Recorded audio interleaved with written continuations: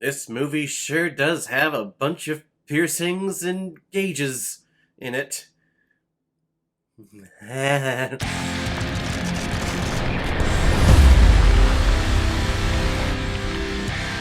Apocalypto, released in 2006 and is directed by Mel Gibson, who is behind such films like Hacksaw Ridge and Braveheart, and is behind every single anti-Semitic and racist thing that your racist uncle says around the Thanksgiving room table. And this film has a cast of Rudy Youngblood, Raul Trujillo, Mayra Seguro, Dalia Hernandez, Jonathan Brewer, Gerardo Terracina, and Israel Contreras. And how bad was the reading of those names for the cast list?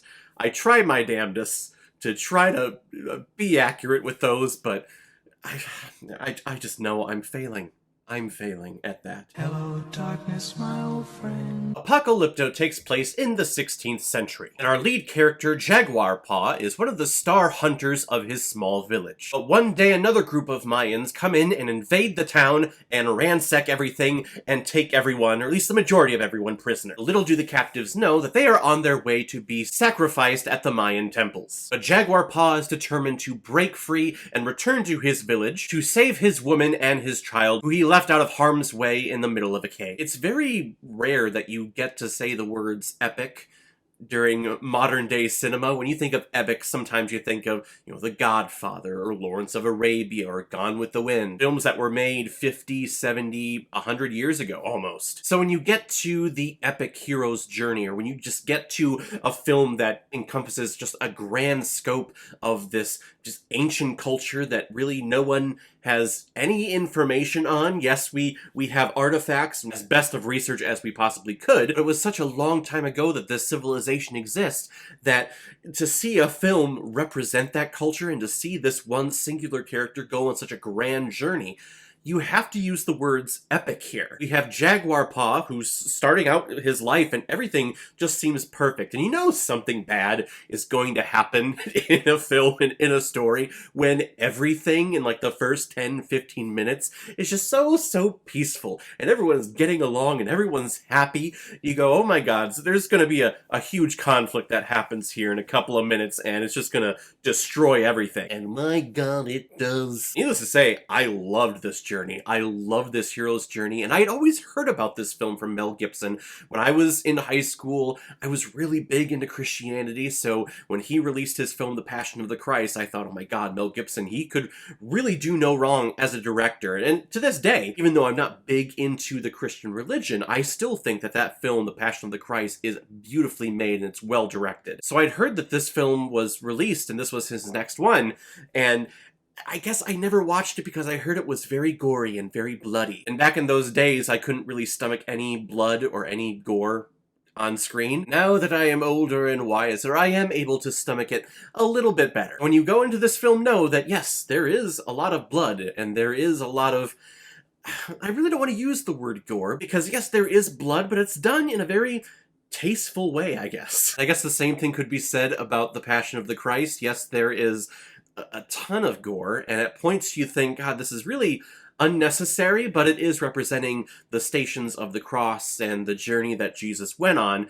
So all of this pain and all this torture and all this blood, it does add to the resolution of that story.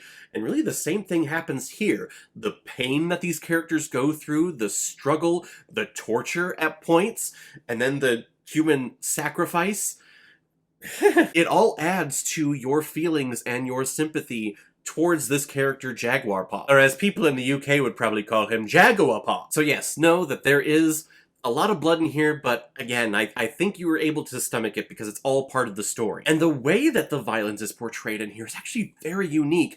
I don't think this was released in 3D, and I think it was pre the big rebirth and reborn of the whole 3D craze. But there are shots in here where there are spears, there are arrows, there are any type of weapon that is being thrown, and it's coming straight at the camera. And I would have to assume that it's all visual effects, but it's so quick and it comes out of nowhere that even sitting in my chair at home, I kind of jumped a little bit because it's like, whoa, that was close. And that's kind of how running away from an arrow or a spear would be, because it's coming from so far away that you could barely see it, and then by the time you see it coming, it's already too late. It's already stabbed you in the head. And this film does an excellent job of just transporting you to this ancient world that, again, we are so removed from. It's hard to have a concept of just how a civilization existed back then in the middle of this rainforest. And all of us today live in comfy homes with our own heaters, our own running water, and our Starbucks coffee as we go get it every single morning just down the road. Back then you had to hunt for your food, and not just for yourself, you had to hunt for food for your entire village,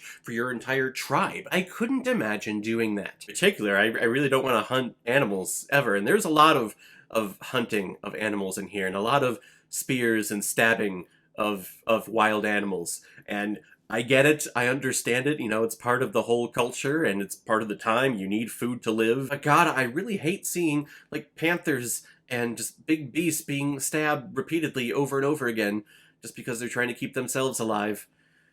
But again, I get it, I understand it, and again, it's portrayed, it's filmed beautifully. And I can only assume that this film got just a ton of criticism, that a director, a guy like Mel Gibson, is telling a story about an ancient civilization from South America. But you can't take it away from him. He is a stellar director. He hasn't done much, and actually, after he released this one, he didn't do anything for another 10 years, because I think directly after this, like the year after this film was released, that's when all of his rants and phone calls and voice messages leaked to everyone. But if we're just focusing on reviewing this film, you can't deny that Mel Gibson is a very, very talented director and has a great eye for just putting a picture on screen that is beautiful, that can convey joy, happiness, torture, pain, sorrow, empathy.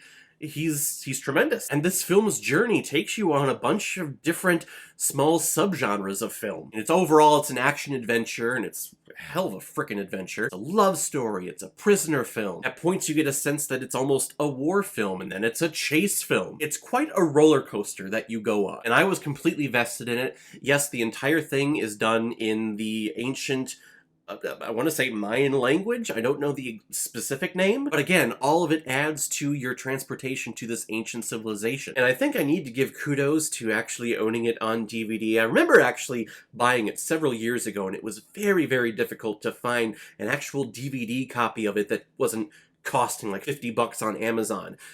Totally ridiculous. I went to a DVD resale shop, and there it was for much cheaper. Looking up reviews of the digital version of the film, I see a lot of people were having problems because the captions were not syncing up with the dialogue that was being spoken in the film. So, another point for physical media. Again, this movie is a complete epic.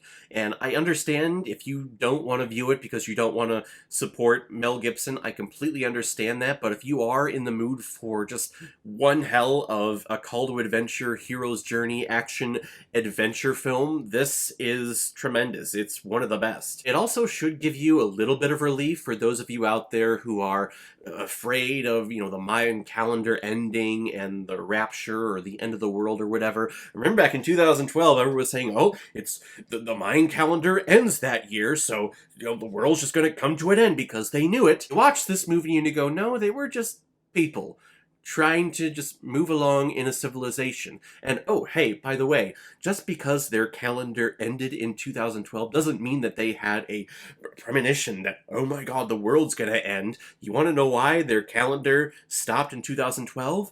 They died out. They stopped making calendars. They stopped filling those subscriptions to their fan base. Apocalypto is a tremendous surprise, and it's hard to have anything negative to say about it. I love this journey, and if I love the journey, then I'm all in. I'm gonna give Apocalypto 5 out of 5 Blu-rays. I think I see blue. He looks glorious. Alright everyone, now comes my favorite part of my videos where I randomly select which movie I'm going to be watching next, and I'm going to be selecting from the list of the recommendations that I received from my fans and subscribers, so let's take a look. Let's see which one here comes up. The Thieves! Recommended by Yang Wong, so I can only assume that The Thieves is a South Korean picture. Yes? Me? Okay. Yeah, I'm totally okay with that. Since my start of this channel, I have been introduced to South Korean cinema, and it's my favorite. I absolutely love it. I don't think there is one film that I've absolutely despised. Everything that I've seen has been just spectacular, and it's been amazing, and I can only assume that this is going to fall into it. So we'll check that one out next time. If any of you have recommendations of films that you want me to review on here, you can leave a recommendation below this video, or go to my Facebook page, my Instagram, or my Twitter, leave your recommendation there, and if I have access to it, I will watch, review it, and give you a shout on the channel. And if you want me to do your recommendation as quickly as I possibly can and bypass the whole random generator that I have here, you can make a PayPal donation on the main page of my YouTube channel. Any size donation will do, just attach your movie with the donation, and if I have access to it, I will watch it and publish my review of it as quickly as I possibly can. So guys, have you seen Apocalypto? What did you think about it? Or if you've never seen it before and you stumbled across it because of this video, then comment below, let me know what you thought about it. And as always, if you like what you see here, if you like my take on movies, then hit the subscribe button and make sure you hit that bell so you'll know the next time I release my next movie review. So guys, I will see you next time with The Thieves.